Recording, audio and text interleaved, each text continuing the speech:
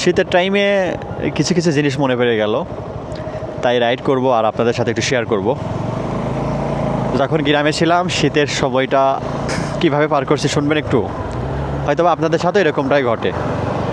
আজকে প্রবাস জীবনে তো 1.5 বছর পার হয়ে গেল। এর মধ্যে কিছু কিছু জিনিস খুবই মিস করি মন থেকে আর কি। সবথেকে বড় মিস করি শীতের রাতটা ফ্রেন্ডদের সাথে পার করা, তাদের সাথে টাইম দেওয়া। আর এর মূল উদ্দেশ্য ছিল ব্যাডমিন্টন।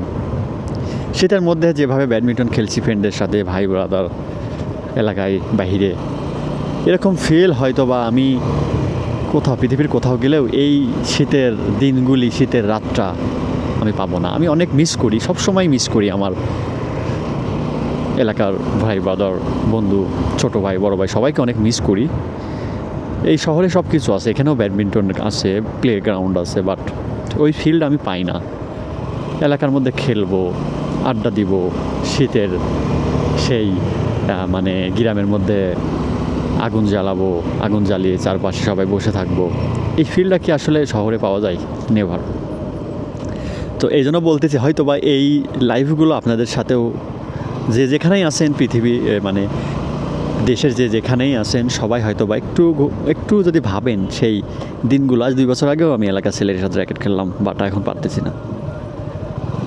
কেন পারতেছি না? সময়ের ব্যবধান, সিচুয়েশন এমন একটা পর্যায়ে আমাদের নিয়ে আসছে, কেউ কারোর সাথে দেখা হচ্ছে না আমাদের। হয়তো বা ফোনে কথা হচ্ছে, ভাই ওই ফিল্ডটা নাই।